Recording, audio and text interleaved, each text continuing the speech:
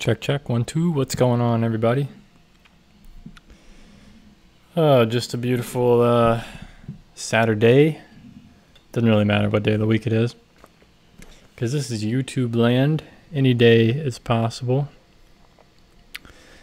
So earlier I tried an iPad live stream test. I don't know if any of you might have caught that.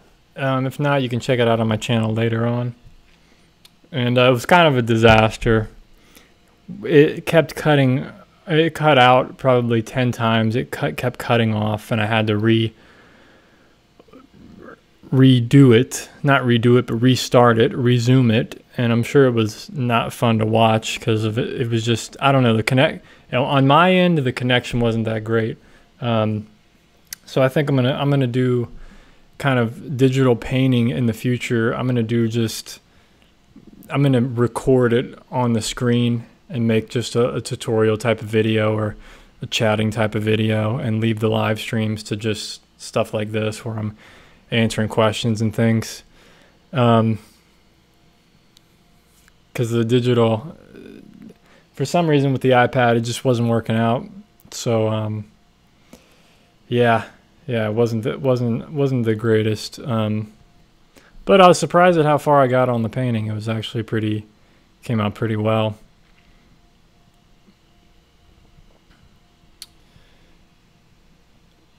So yeah, what's going on, everybody? What's going on in the art world out there?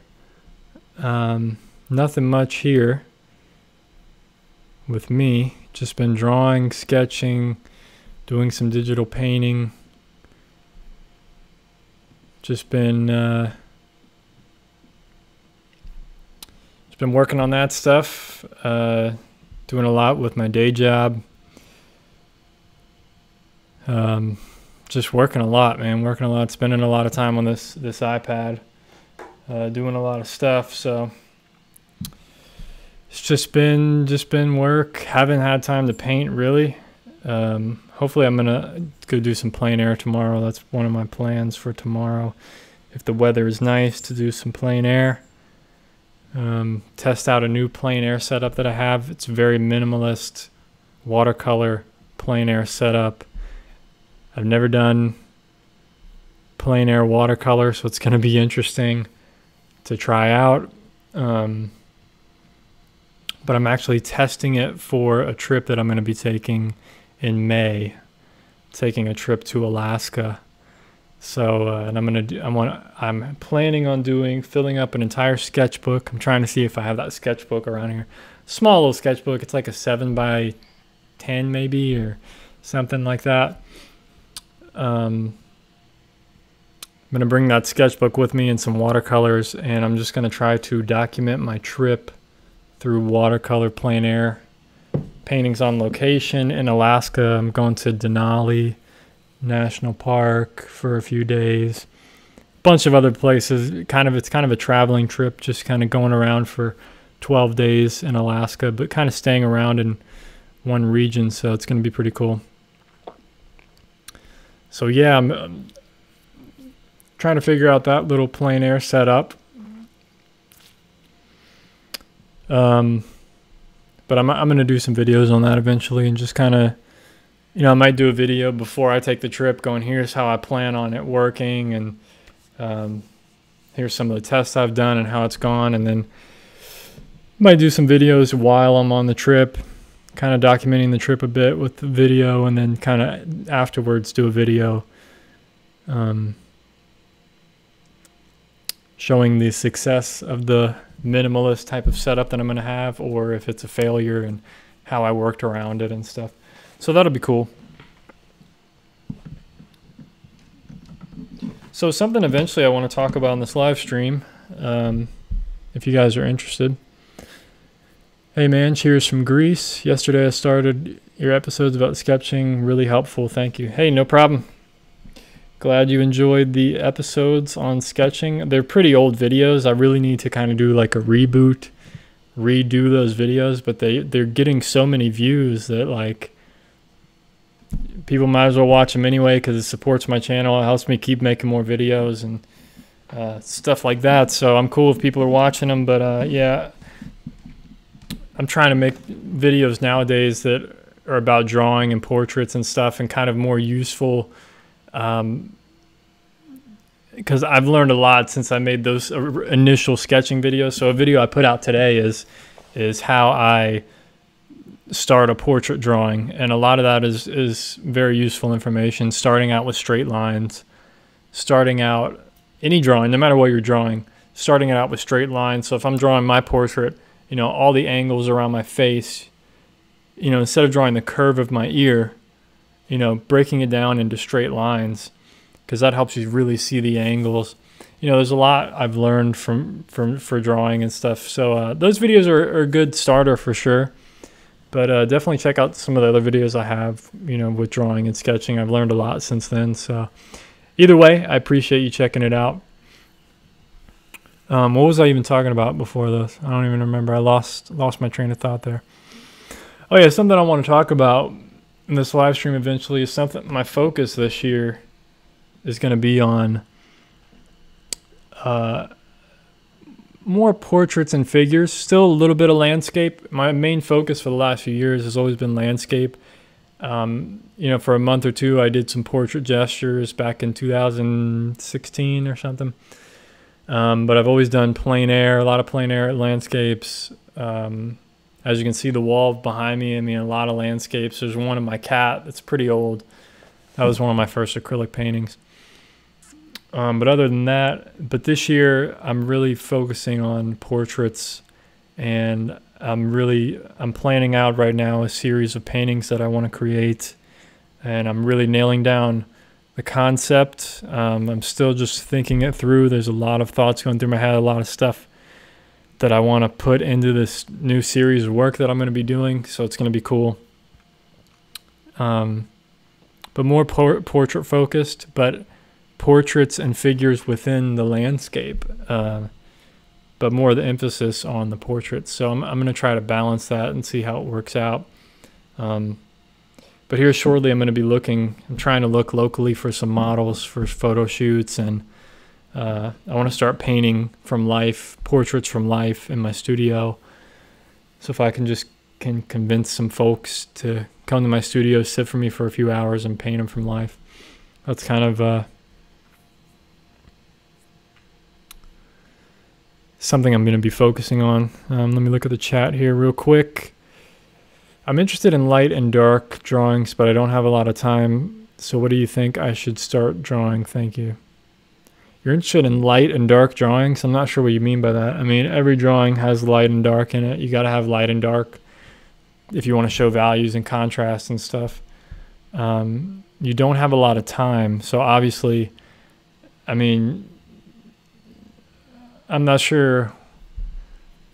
You don't have a lot of time. Then draw what you can, you know, just sketch anything you can, stuff that you're interested in, and draw as much as you can in that amount of time.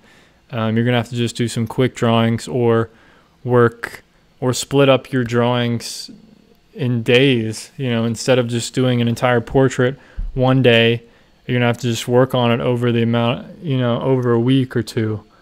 You know, that's pretty simple stuff. I hope that helped you in some way. I was checking about getting tutorials about acrylic painting. Will you ever start episodes about that, like step by step, more details? Check out my old video. Go to my channel page, and in the search bar, type in acrylic painting lessons or acrylic painting. I mean, I got a ton of videos on acrylic painting from years ago. I no longer do acrylic painting. I do oil painting, but I have a whole playlist. You could go to my channel page and check out playlist, and then there's one that's free acrylic painting lessons or free painting lessons.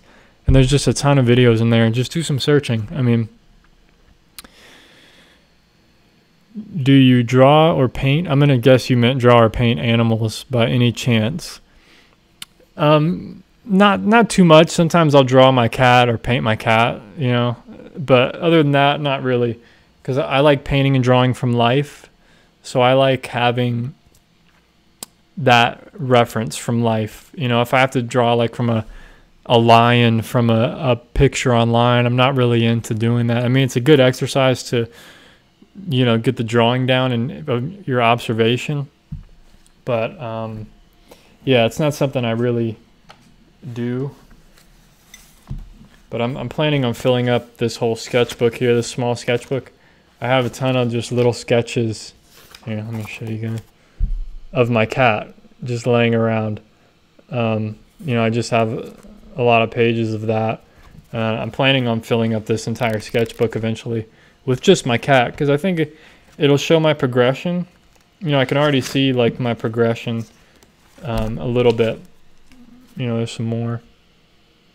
Just different angles, different views. But I think over time it'll be cool to look back. So here's some that are kind of really scratchy looking. I'm using a pen for these. It's all pen and ink. But over time it'll show my growth, and will be cool to look back on when my cat is no longer with me. She's pretty old now. She's 13. Gonna be 13 this month, at the end of this month. But yeah, she still acts like a small cat, runs around, bites me, plays with me.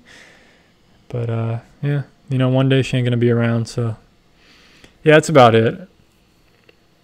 How much does it cost to commission you? Depends on the commission, depends on where you live and what you want painted. You know, I can't really throw out a price like that. You know, do a portrait commission is going to be way different than a landscape commission, and also depending on the size, it's going to be way different. So it's hard to say. I mean, just send me an email if you're interested in something like that and what you're interested in, and we can talk about it. Just go to my website, SchaeferFineArt.com. Go to contact. There's a form on there, or my email address. Appreciate the question, though. It's great to try out new mediums. What are your thoughts on digital painting now that you've tried it? Very good question. I did some digital painting this morning. I really enjoy it. I really enjoy it so far, but it's not the same. It just doesn't, for me personally, it doesn't compare to the actual paint on a canvas, but it's given me a new perspective on things. You know, I really didn't think it was that useful until I started doing it and really getting into it and having the right tools now. You know, this iPad with the Apple Pencil. I'm really blessed and lucky to be able to, my work bought me this for me to use. So, I lost my train of thought. Yeah, I mean, I'm planning on doing an entire video laying out the pros and cons, my pros and cons of digital painting, you know, kind of versus traditional method of painting and traditional painting. And it's gonna be a rough video for me to get through because there's so much to talk about. But I'm trying to plan it out and make it concise as possible. Hopefully within the next month or two, I can have a video out on that. So yeah, that's something I'm working towards. But, you know, first thoughts about it, I'm finding it much easier than actual painting. Obviously, it's much easier. You can paint right over something, copy right over something, and you have that transparency. So you can easily glaze a color over another one. And it has different pressure. So the harder you push, the stronger the color is, the more opaque the color becomes. So you can do really subtle things with it. I mean, I think it's valuable. It's definitely valuable for me for observation with color, because I'm not picking color directly from the reference. I'm looking at it and then trying to judge what that color actually is from a little color sphere and picking the right color. So it helps in that way. It's definitely useful for drawing, getting your observations with drawing. To me, it just doesn't have that quality of like what a traditional painting has. And I can talk about that more in the upcoming video, like I was saying, but it was something I was thinking about the other night. It's like paintings are valuable, like in museums and stuff, and like paintings on the wall. They have this quality to them. Obviously, it's different than a digital painting, but these paintings are kind of like fragile. You know, they're one of a kind, I guess you could say. but they're not that fragile, because a digital painting can get deleted and it's gone forever. That's fragile. But also a digital painting can be easily be copied. You know what I mean? So it's not, it's like there's not a one of a kind, even though there technically is. It's like you can always copy it, and it can change size and all this stuff. And with a painting, the original painting is always much more spectacular than a photo of it. Because online you see small photos, there's large photos. Some photos have like a red tint to them, or a yellow tint, or a greenish tint. But then when you go to the museum and you see the real painting, it's like, wow, that's amazing. You know, the real actual painting. And with digital painting, you don't have that. You upload it online, boom, that's it. There's no going to see it. There's no big grand painting. You know, there's no three-dimensionality to it. Yeah. You know, if there was some cool service eventually, maybe somebody would come out with this, I don't know, where it takes your digital painting and then prints it onto a canvas, but has actual texture to it to make it look like an actual painting. I mean, that would be pretty cool. Kind of merging like digital with traditional. You know, maybe somebody would come up with something like that, and maybe they already do that. I just don't know. I know you can print onto canvas, but I wonder if you could get it to where it has like a texture to it and it actually matches kind of the form and strokes of the painting. That would be pretty cool. But yeah, I think it's definitely useful for drawing and observation, color observation, and just doing the master copies that I've been doing. I mean, it's super valuable for really studying a painting and looking at it and copying it.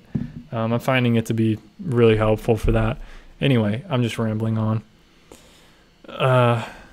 Show us the cat. She is sleeping on the couch over there. I'm not going to be a douchebag and pick her up right now. But I have plenty of other videos of her. What inspires you the most when making art? That's a tough one, man. Thinking about that, it's like, what inspires me the most? I don't even know anymore. Like at this moment, my brain's just, I don't know. I don't know if it's because I've already done like a lot of painting today or something. My brain is just kind of like, I just ate a whole smoothie, or drank a whole smoothie. So I'm kind of like, I don't know. What inspires me? You know, I'm inspired by, I mean, nature inspires me. You know, and when I say nature, I don't just mean like trees and stuff, but like, you know, the sun, the moon, nature, you know, earthly. You know, lately I've been really figuring out kind of what boy, this is tough for me to like put into words. This is why it's been so hard for me planning out kind of my next series of paintings and concepts and stuff, because it's all like, I understand it all in my brain and visually I can see it, but like putting it into words is like just a tough thing. And it's funny that like you have to put it into words before I can actually paint it, because I need to understand what I'm trying to say. And the way that I can understand that and break it down is by putting it into words, writing it in my sketchbook. But you know,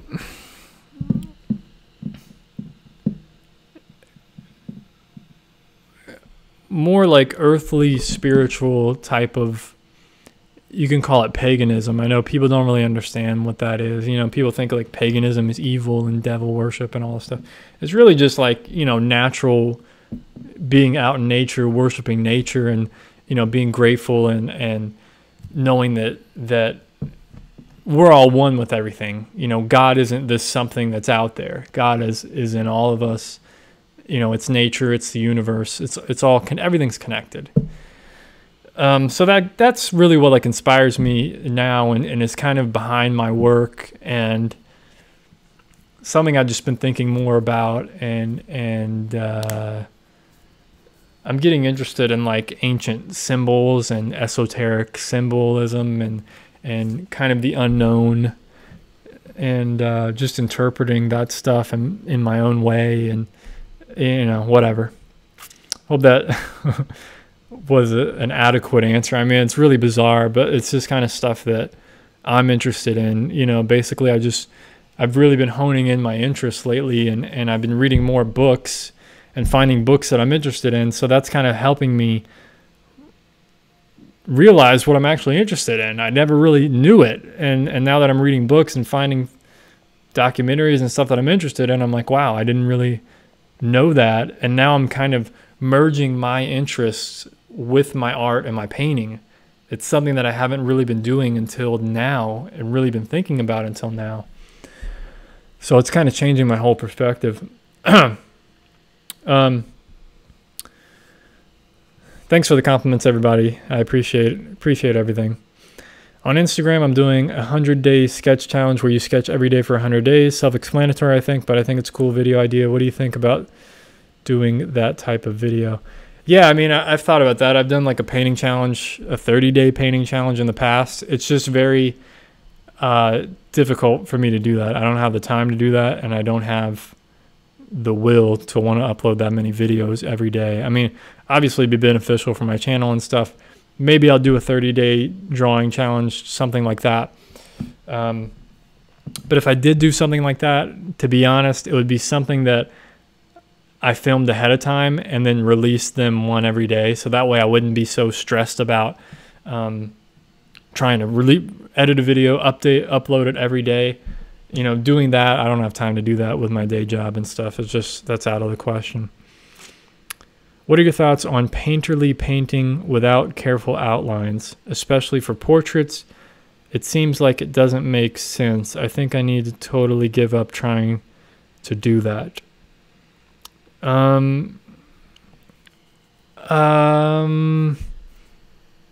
What kind of painterly?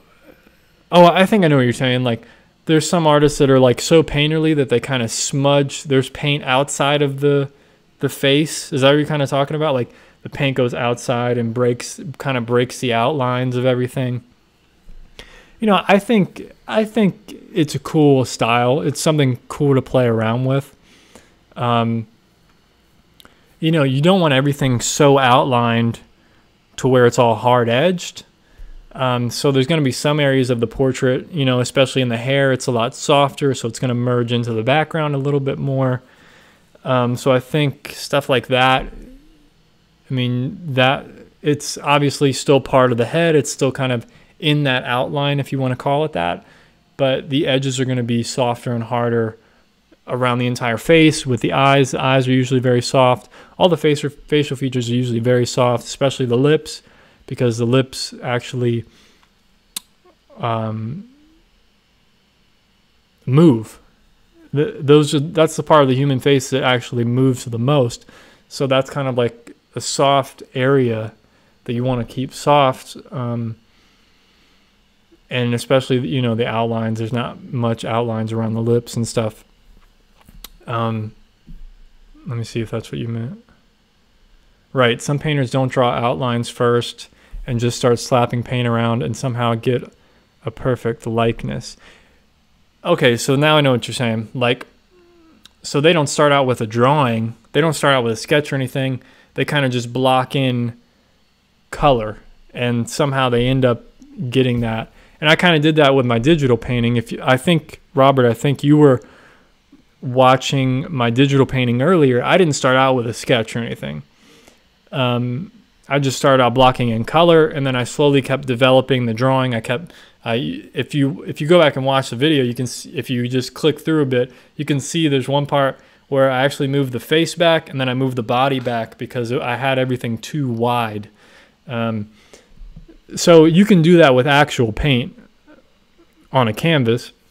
I find it easier with digital painting to not worry about a drawing first, just get in there with the blocks of color, and then I can start analyzing the drawing a little bit more. It's kind of different than how I sort of work from real life. In real life, with paint on a canvas, I usually want to get the drawing at least down a little bit. You know, it doesn't have to be super detailed, but I kind of want to know where I'm going with it before I start throwing down a lot of color. Yeah, it's interesting. I mean, I think it's just different ways of working. I think some people worry about, you know, and I've heard this from watching workshops and stuff online. some people worry about drawing last, which I find very interesting. See, I'm more of like drawing first. That way you don't have to worry about it and correct it later. But, you know, with painting, you're always focusing on drawing the entire time. You know, when you put down like a stroke for the eyelid or something, you have to be careful of how far up you go, how far down you go, left or right. You know, that's drawing. You have to worry about placement. Placement is kind of what drawing's about. You know, you place the bottom of the nose here, or is it up here, down here? You know, that's what drawing's all about, is proportions and accuracy, for the most part, anyway. So I think it's just methods of working. You know, some people start with a very accurate drawing, and then the painting kind of just fills in itself. It comes together. Other folks like to just throw color on there, and then they kind of sculpt it like a sculptor. They just move edges around, shift things. You know, they want to get stuff. It's almost like stuff slowly develops. You know, they build the values up very slowly. They build the shapes up from big shapes to smaller shapes. And then they can keep moving things around, adjusting things to where it gets right in the right spot. And then boom, that's the likeness. So, yeah, I think it's all just different methods of working. I hope that makes sense. Hope that answers your question. Let me scroll back up here. Yeah, analog art definitely has more value to it since they're original works and not copies. It just feels great to have a physical painting compared to an image on a screen. Yeah, you know, it's just a different, it's just, they're just totally different. You know, I definitely see the value of digital art, because when I think of digital art, I think of like concept art for movies and drawings and Disney and DreamWorks and all that stuff. Obviously, that makes sense for what they're doing. They're creating digital movies, so they have digital paintings as concepts. They can tweak things very quickly. You can get a painting very quickly. You know, the master copies that I did were very small today. I did a small, and the copies I've been doing are very small, and I can get somewhere very close to almost the end of the painting within an hour or two. Boom, knock it out. If I was doing that with an actual painting, it can take 15 minutes to just set up the painting gear. You know, it's so much easier to just open up the iPad, boom, start painting right away, and it's done. But yeah, you know, my goal is like I want to be a fine artist, and I really enjoy, you know, seeing it from different angles, seeing paintings from different angles, different lighting, different lights. You know, it's more of an experience too. You know, with plein air, you can go out. I mean, you could take the iPad out. I've done some plein air on the iPad, mostly at night, doing nocturnes. I'm trying to capture, you know, twilight time of the day very quickly. It moves so quickly, so I was doing it with the iPad. I mean, it's pretty cool. It's difficult for me, but because the screen is so lit up and the colors, it's really hard. You can't really match colors. But yeah, I just like having that physical painting. Do you love traveling? Yeah, I really enjoy traveling. I don't do it a whole lot. I do like 2 to 3 times a year, maybe. Eventually, like in a year or two, I'm not gonna be able to travel that much at all, because my girlfriend's gonna be out of law school, and she's gonna be having starting her career, a job, and she only gets like 12 days off or something. Like, it's crazy. So I'm not going to be traveling as much. But so right now we're trying to travel as much as we can. So yeah, planning a trip to Alaska soon. It's going to be cool. I'm really freaking excited about it. I'm really pumped about going to Alaska. It's going to be cool, dude.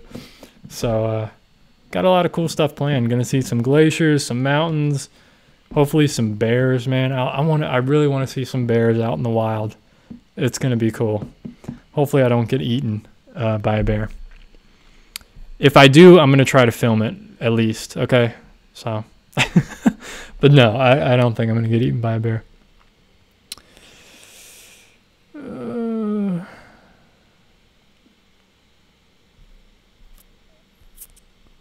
I'm trying to scroll through the chat here real quickly.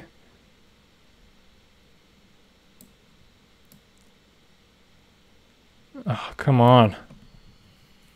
Computer keeps freezing up. Okay.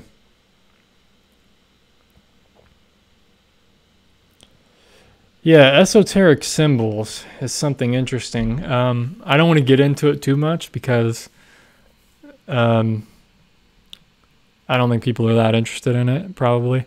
But to me, it's fascinating. I'm super fascinated by like ancient cultures, and possibly they're way more advanced than we can imagine they were. I think.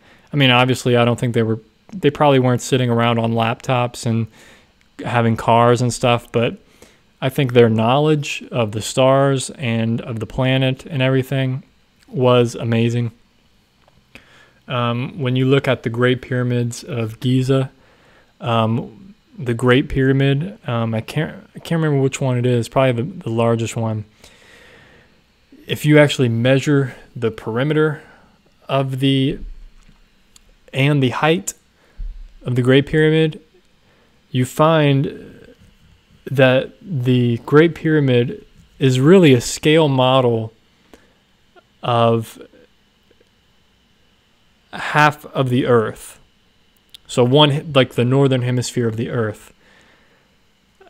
It's kind of hard to think about, but the way they have the proportions of the width, and not only the width, but each side is a different length, so it's not completely square. And they did that for a reason. And it's aligned to true north very, very, very accurately, like 3/60th of a degree from true north. Like, it's very on point the way they position this building, and the height of it and the slope of it. It's actually a scale model of the Earth.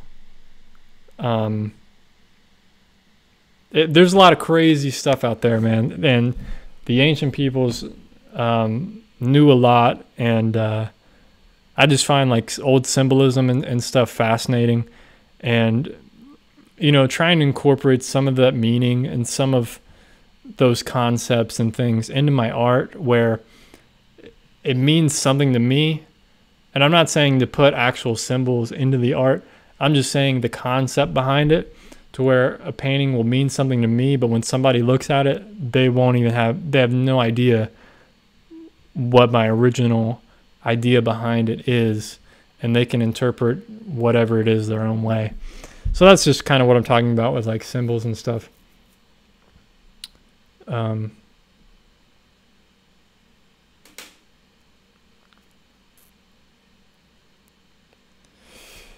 Oh boy, do you think the Earth is flat? Parts of the Earth are flat. Parts of it's pretty hilly, and parts of it's pretty mountainous. So, yeah, that's my answer. I can't technically say either one way. I've never been out in space and seen the globe, but I have no evidence the Earth is completely flat. I have no evidence that it's a globe that I know of. Well, there is evidence that it's a globe, but I'm saying I don't know for sure. But when you look at solar eclipses and lunar eclipses, for that to happen on a flat Earth, and I've read the actual explanation of flat earthers and how they don't explain solar eclipses and lunar eclipses very well. They say there's some mysterious object blocking, they kind of BS it. So, if you're on a flat Earth, the flat Earth model doesn't really work if there's solar eclipses and lunar eclipses. So that fact alone, I don't think the Earth is flat, at least for my own beliefs, if you want to call it that. But who really knows? I don't know. I'm interested in trying out gouache. You have any experience with that? Yeah, I have a little bit of experience with it. Gouache it's interesting. It's basically watercolor, but it's a lot more forgiving. It's like a forgiving watercolor, and you can get more opaque passages with it and stuff. It's more of an opaque paint when you need it to be, and you can re-wet it So you can blend stuff and you can keep going over color. With watercolor, it's, you know, not very forgiving. But I'm glad you brought up gouache, because actually with my plein air set that I'm planning, the watercolor, I'm actually bringing a white tube of gouache with me, because I can mix in a little bit of that white gouache with whatever other mixture I want, and it can give me a little more opacity to the paint. So it'll be an interesting, it kind of gives watercolors a little more, you know, just a different feel, different look when I need it. But yeah, gouache is pretty cool. I mean, it's definitely cool to try out. I've done, oh, I think I have some right here. Let me check. Oh, sorry.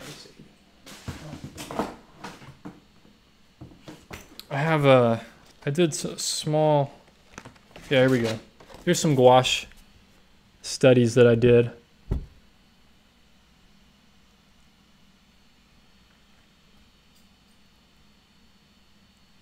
So you can see kind of the effect you can get.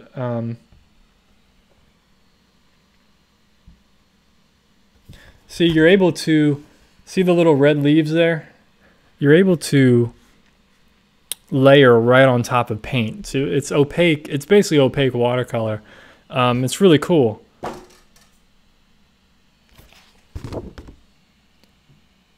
Yeah, so you can do a lot of kind of like dry brushing and stuff, more so than watercolor, at least from my experience. And you're able to kind of layer right on top of other, you know, a passage right beneath it. But yeah, it's definitely helpful. The only problem with it is like it can always be reactivated with water. So once you finish a painting, you don't really want to get it wet again. So if you're doing like finished paintings, you might want to like frame them or keep them away from water or something, or put them in some kind of sleeve, plastic sleeve or something. I don't know. Or if you're just doing small sketches and just practicing, you know, just painting, having fun, you know, just keeping it in a sketchbook. It's not that big a deal. You just leave them in a sketchbook. I would just get like some watercolor sketchbooks and just paint in those with gouache. Well, that's an idea for me to do. Yeah, I might do some gouache videos eventually, like watercolor, gouache. I don't know. I mean, I'm exploring a lot of different stuff right now. I'm finding it very helpful. Pretty useful.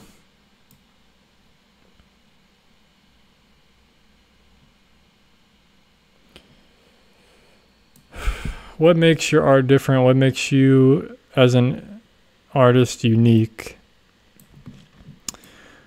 I don't know. I don't know really. You know, I paint a lot of trees, kind of the subject matter. I'm sure there's other artists that paint trees as well. But you know, most artists have just unique brushstrokes, unique colors, color choices, stuff like that. But like I was just explaining earlier, like kind of the concepts of my art and stuff is kind of where I want to keep, you know, just traveling on the path of my art and see how, you know, how I evolve as an artist and become more unique. You know, it's just something I'm working toward. But I don't try to worry about like being unique or being, you know, I just do what I like, what appeals to me and what naturally comes to me. Obviously, I'm not just going to look at somebody else's art and go, oh, I'm going to do exactly what he did or do that. You know, I'm not really worried about that. I look at other people's art for inspiration and stuff, but in different ways. You know, I look at color combinations and go, okay, that's a cool color scheme. Maybe I'll try incorporating that somehow or trying that out this way. Or, you know, I just take little tiny things. It's not like, you know, every artist does that. They take little things that they see from people in the past that they've seen and just stuff that they've learned. But yeah, being unique is like you just be yourself and it'll just come out, you know. So I hope anyway. So am I pagan? No, I wouldn't consider myself pagan, but I don't really believe in like God in the sense of like Islamic God or Christianity God, Christian God or Jewish God. You know, I don't believe any of that. I just believe in everything's one, you know, God is the universe, there's some kind of force out there. And that's basically what Christianity and stuff is saying. I mean, you know, they just, sometimes it's put into the image of man, or, you know, stuff like that. But I don't think we can really comprehend what it is. And, you know, so it doesn't really matter what my beliefs are or anybody's beliefs are. Because at the end of the day, it's just beliefs, you know. Nobody really knows. That's why it's called a belief, not a fact. So it doesn't really matter. I was wondering how you get from artist as a hobby to artist as a business.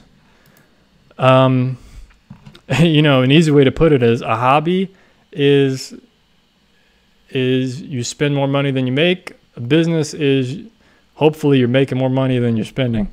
You know, that's a quick way to put it. But basically business is just, you got to just start marketing yourself, and trying to sell art and get into galleries. You know, people as a hobby, doing art as a hobby is like almost what I'm doing, kind of just hoarding my art. And not, I do sell my art. I've sold a few in the last few months, but you know, I'm just at the beginning of trying to get into galleries and stuff like that. So yeah, I mean, you just go down the route as much as you can of trying to sell art, how to market art. You know, there's so many different ways to go about it. You can get into galleries, you can sell it yourself, you can do online.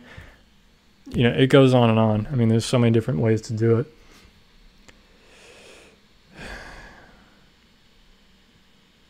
You do digital drawing like drawing in Adobe Illustrator? For my job, I do Illustrator, Photoshop, InDesign, all that stuff. But digital drawing, I use an app on the iPad called Procreate. And I use here's my iPad. And I use Apple Pencil. So that's what I mean by digital drawing. This is the one I did this morning. It's not really, my webcam sucks, man. But anyway, you can check it out. I did a master study. I like doing master studies on the iPad. It's just really cool.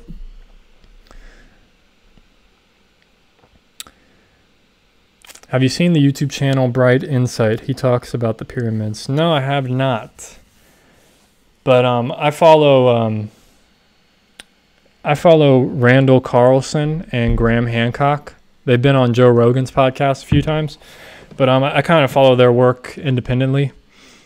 Randall Carlson especially, he's into like sacred geometry, and you know, they're both into like history of the world, the past, trying to uncover what has happened in the past, geology, you know, astronomy, all kinds of stuff. I mean, it's pretty cool. You know, they put a lot of different theories out there, and a lot of it makes sense, but you know, there's no way to know for sure. But a lot of the stuff, the ancient cultures, you know, like Stonehenge, that thing can be interpreted as a whole calendar, basically, of, you know, you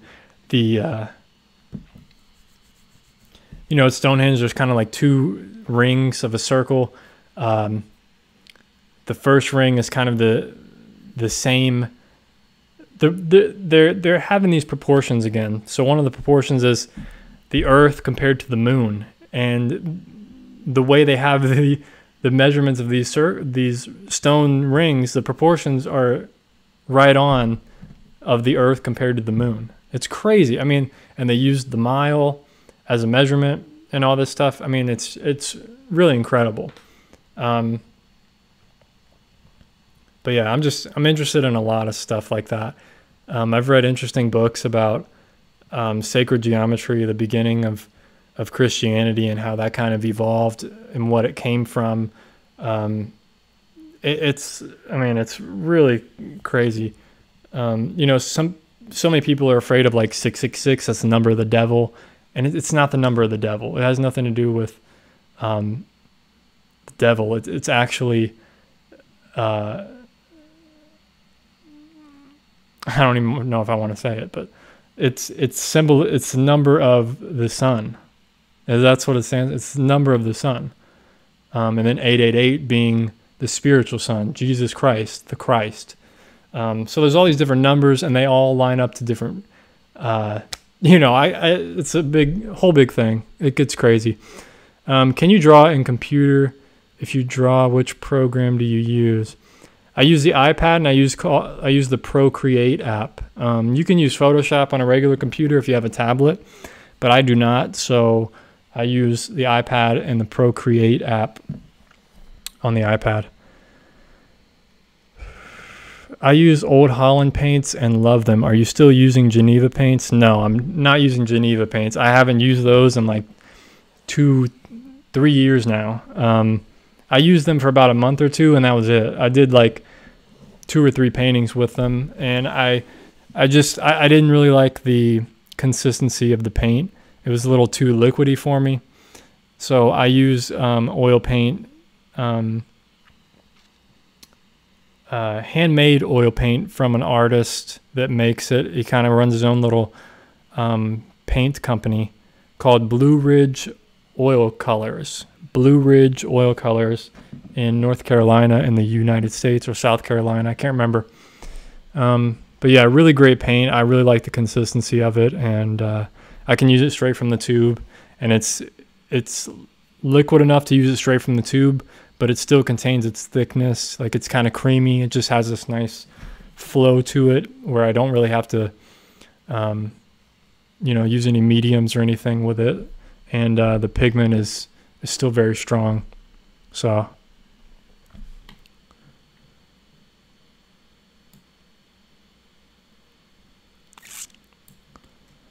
all right, well,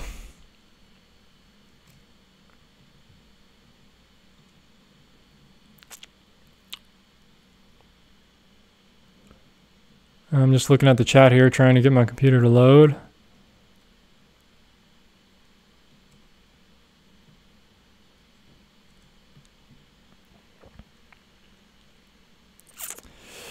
What about spraying fixative on watercolors?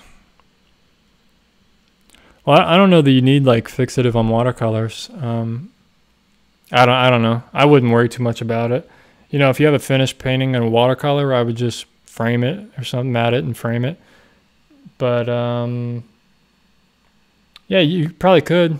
I mean, I don't see why not if you get the right fixative. I just bought some fixative for my charcoal and graphite drawing, so I'm going to test that out here very shortly, because in my sketchbook the charcoal gets on the other page everywhere, so I want to spray some fixative on there and see if I can stop it from getting everywhere. What got you into drawing? I've been drawing since I was like 4 or 5, since I can really remember. You know, I was drawing Scooby-Doo and Winnie the Pooh and all kinds of cartoons, so that's kind of how I got into it. I always have a little tube of white acrylic when doing watercolor for the final touch-ups. It kind of feels like cheating, but hey, as long as it looks good. Watercolor is unforgiving, but oh so pretty. Yeah, I agree, man. You know, Sargent actually, with his watercolors, sometimes he would use white gouache as like a final highlight or whatever. So yeah, same idea, same thing. I mean, I don't see anything wrong with using acrylic on there. If that's what you want to use, you know, so be it. I mean, that's the thing with it. As an artist, you can use whatever you want, you know what I mean? But that would definitely be pretty cool. And it probably gives it a little something that just leaving that white paper, the white paper as the white, sometimes it doesn't really do it, you know? Sometimes you want like a little more texture or a little cooler looking white or something, and probably that white acrylic will give you that. So I think that's pretty cool. That's a good idea. But I'm going to try it with gouache for now and just see.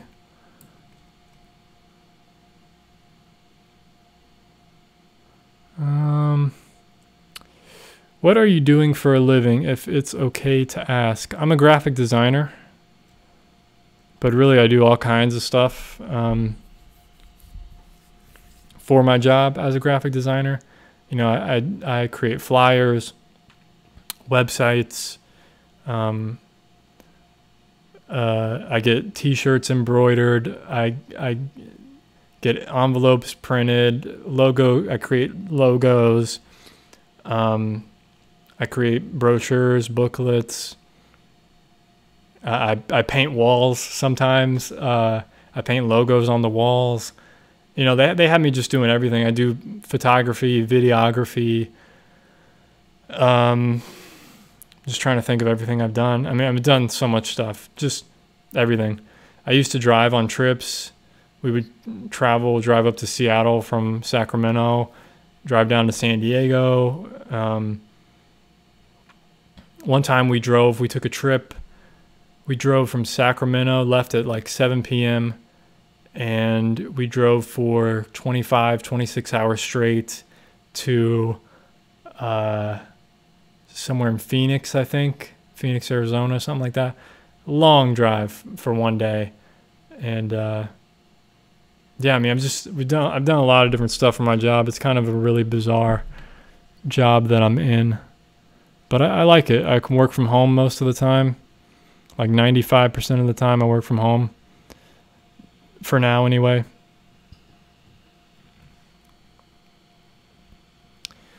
Wow, carbon is 6 protons, 6 neutrons, and 6 electrons. Really weird coincidence. Yeah, I mean, there's a lot of weird coincidences like that. Like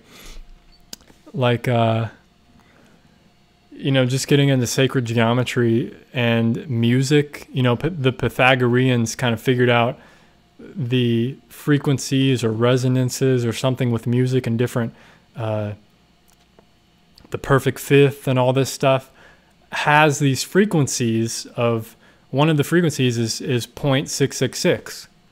You know, all this stuff just kind of, it's all just a natural thing. It's very bizarre, really weird.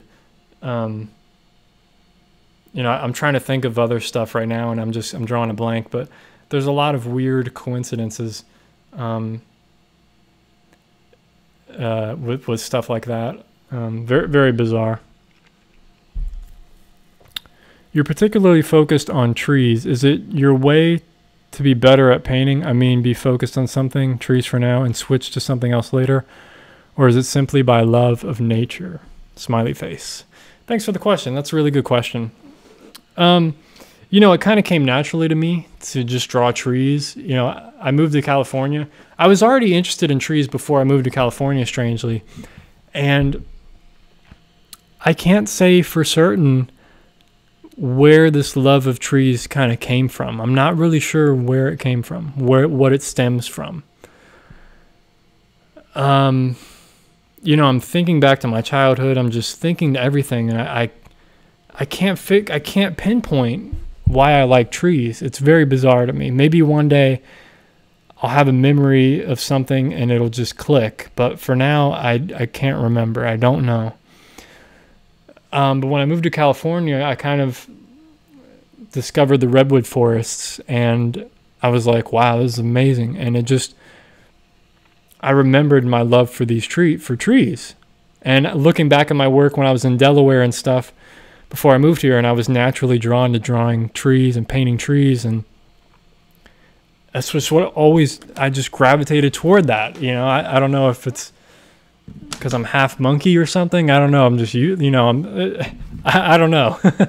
But, you know, I like other stuff too. I like lakes and mountains and all kinds of stuff. But trees are interesting to me. You know, maybe it's because there's so many similarities of humans and trees. You know, and I think in a way, humans can kind of look to trees and in a way want to be like them almost. You know, trees are very patient. They grow slowly. They stay in one spot. They're very strong. They have to be well rooted to stand up. You know, humans want to be patient, strong, live long.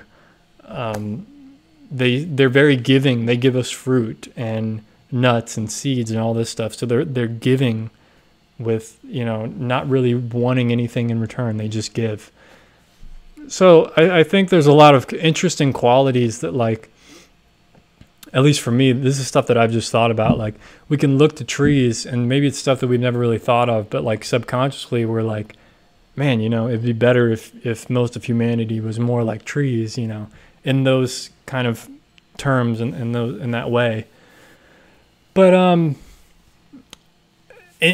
back to your question, you know, I think it's good to explore something fully if you're interested in it, and get as deep as you can and just explore it and paint it and draw it in different ways and different lights and different stuff. Really explore the concept and learn a lot from it. And then, you know, if your interest wanes or you find something else that's more interesting, then just follow that. Just do what you feel.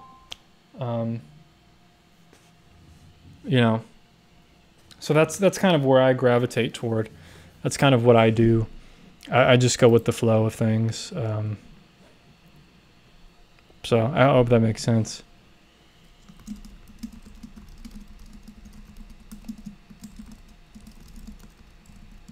One second, folks.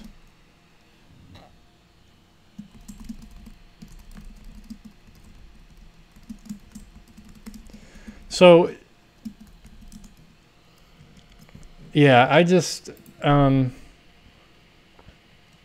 know, I think it could be helpful. Like if you're into portraits and stuff, just focus on that for a long time. And, you know, maybe here and there, you know, go outside, draw some trees, draw some nature, you know, find something that's inspiring to you and draw that.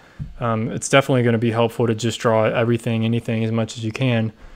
And, but having that one focus can be really good because you'll get known for that. You'll get good at it. You'll explore that concept as deeply as you can. You learn from it, you know, like I was saying. So, yeah.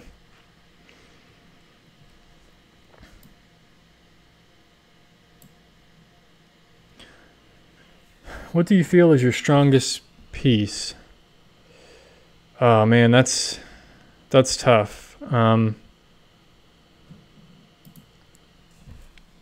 My strongest piece was probably one I recently sold.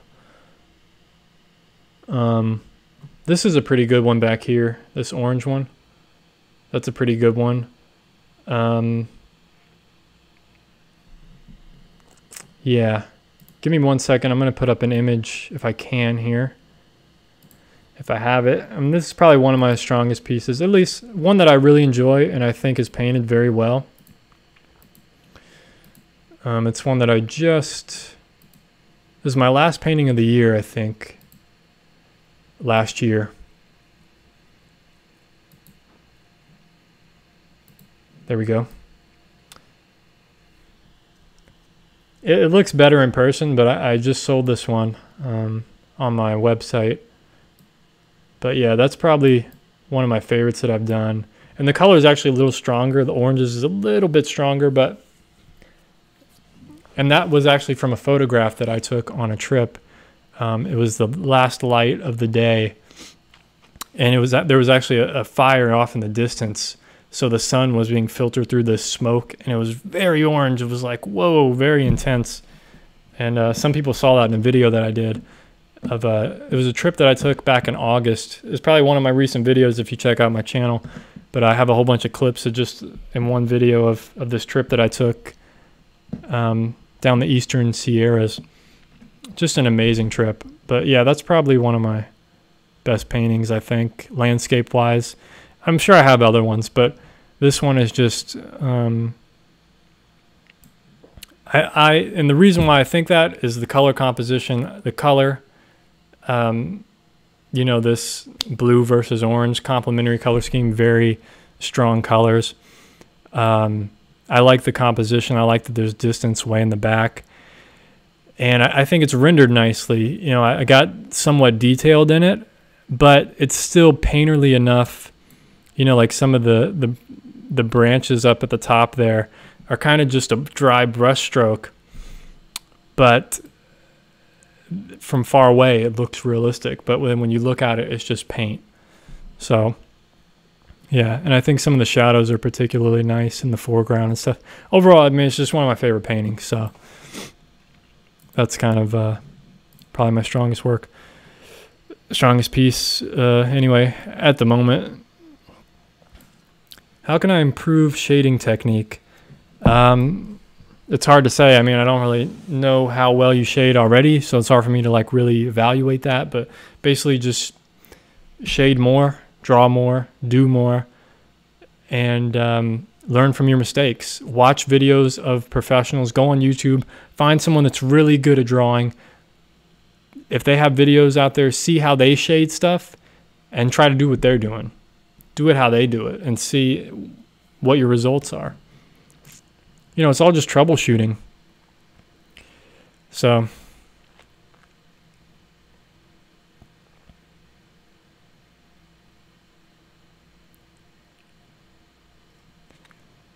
come on, computer.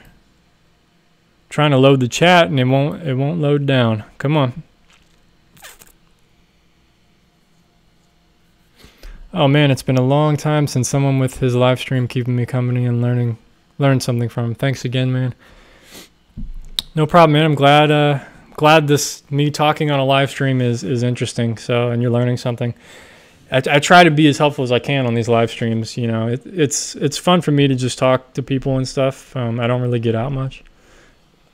I don't really have any friends, really. I have some painting buddies that I go painting with every once in a while, but it's been like 3 months since I've gone out with them, so it's been a while. But yeah, it's fun to just get on here and talk. I need to get out more. But I have got last question. How can we improve our imagination? Thanks for everything. Hey, no problem. Wow, improving imagination. That's a tough one. And just for everybody out there, I'm probably going to get off here really shortly within the next 5 minutes. So if you have any questions, post them now, and I'll get through them real quick. So I'm about to wrap it up. Thanks everybody for joining. I hope it was helpful for you. Hope you enjoyed it. At least hopefully it was entertaining or something. Check out the live stream I did earlier of my failed iPad test. The stream kept cutting out like 10 times. It was really annoying. So anyway, thanks for joining, everyone. How can we improve our imagination? I think we have to think back. I think we have to think like children, you know? I mean, who has the best imagination on the planet? It's children. It's people that haven't been judged yet. They're not afraid to think. They're not afraid to think out of the box. Go back to when you were in kindergarten and first grade, before people really shot you down and shut you up and made you think like everyone else. And, you know, I would just, this is going to sound funny, but go on Pinterest and just scroll through stuff and try to just see new stuff, interesting things. You know, try to consume a wide variety of images and stuff to really question your beliefs, you know, make you think differently, see different perspectives. Go on YouTube and watch documentaries of other countries. You know, I do that stuff all the time. I watch documentaries about Nepal and how people live there and how people used to live there. And it just really opens your mind to how lucky we are. And it's like, wow, living that, how do people live like that? I didn't even know people that was possible. And people are doing it every day. They've been doing it for hundreds of thousands of years. And it's just, that's just how it is. But, you know, doing that can just, it changes your perspective. You know, it makes you think differently. It opens your mind. And I think that's part of imagination is having an open mind and questioning the possibilities of anything. You know, so hope that helps. Can you talk more about your sacred geometry work? You know, I don't really have any sacred geometry work right now. It's all just concepts in my brain and stuff that I'm interested in. You know, and trying to encode that a little bit in my paintings it is interesting to me. It's just something I find interesting. You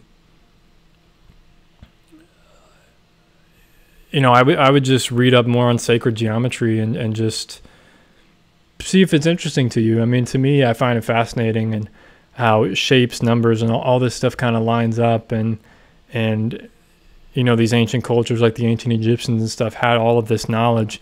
I mean, when you think back to the Library of Alexandria, where supposedly they had over something like 40,000 scrolls in this library, and it was burnt down. I mean, how much knowledge do you think we lost in that? You know what I mean? You know, the surviving scrolls that we have is like, you know, just a few. We just have just a handful of myths. When you look back at religion and stuff, it's just a handful of stuff. I mean, it's amazing to think like, you know, when you look back at myths, and that's something I've learned, is like Noah's great flood. You know, I thought that was BS. I thought, you know, okay, let's think about it this way. Most people that aren't religious, they'll look at the Noah's flood story and go, oh, it's just mythology, it's just a flood story. But when you look back to the last ice age, which was what, 10,000 years ago? Or 12,000 years ago? I can't remember. 12,000 years ago, something like that. There's evidence in North America and other parts of the world that there was huge amounts of flooding when these ice caps melted on the North America. There was like 2 to 3 mile thick ice sheet on Canada, and all that rapidly melted very, very quickly.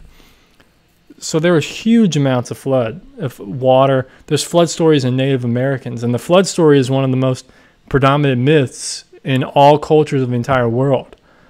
You know, almost every culture out there from in the past has a flood story. Where do you think that came from? Maybe it was real. There was a real flood. Was it a global flood? And, you know, they got all the animals and a rainbow happened. You know, all that, okay, it probably didn't happen. But the concept of it, that there was this flood that seemed to be a global flood, you know, I think ancient cultures encoded what they did. They took real stories and or real events, and the way to pass these down was through story. That's what they did before they wrote everything down. They told it to people, and people had to pass down that story to generations. So it was probably passed down for thousands and thousands of years. And then it was finally written down. And anyway, getting off topic here. So I think by saying that, I think a lot of these myths and stories and stuff that we probably lost, a lot of that stuff, it's not about, is it truth or is it reality? You know, all these different gods and stuff. A lot of this stuff is symbolic for things. You know, it's real stuff that happened. The concept is real stuff that happened. And just a way to encode important knowledge that they wanted to pass down. And when you think about today, technology, everything's digital. You know, if a solar flare comes and wipes out the power grid, we have nothing. We have nothing. These hard drives, you know, everything on this hard drive, my whole life basically gone. Everything's gone. My artwork's gone, or at least photos of my artwork. Any books that I had, PDFs, everything's gone. You can't use it. It's done. We have no knowledge. It's gone. There's no physical, you know. I find all that very fascinating. So, does the picture in your mind end up looking like how you want it to? Like when you're drawing, does it look exactly how you're picturing it? Well, you know, I don't normally draw from imagination that much.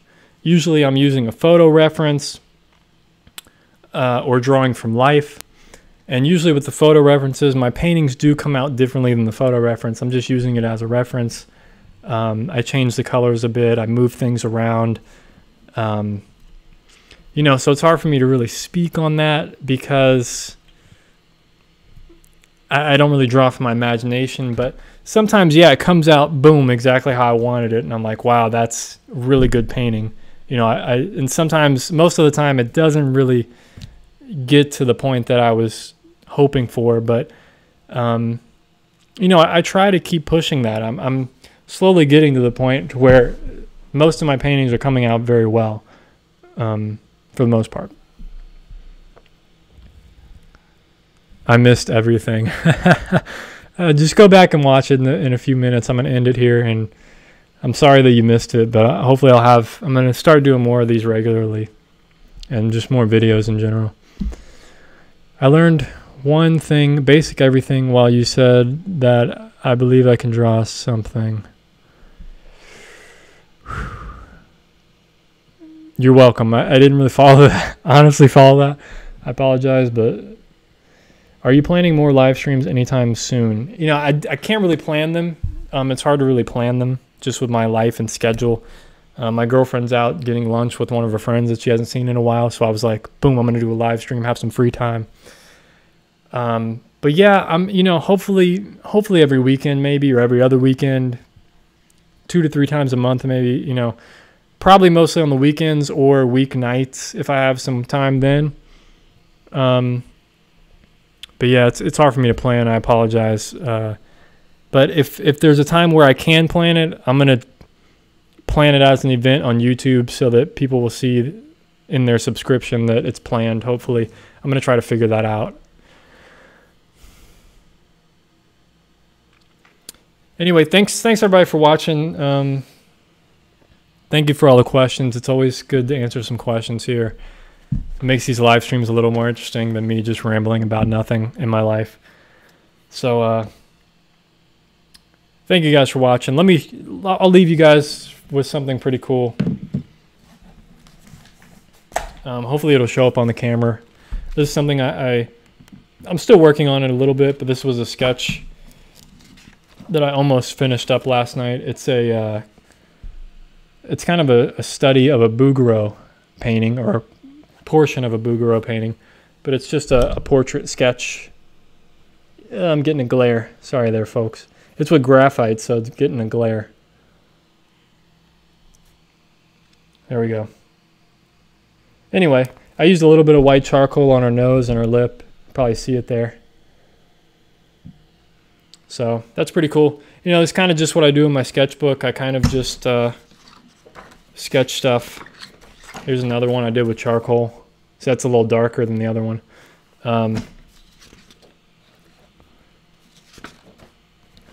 Sometimes I plan out little landscape value studies and stuff.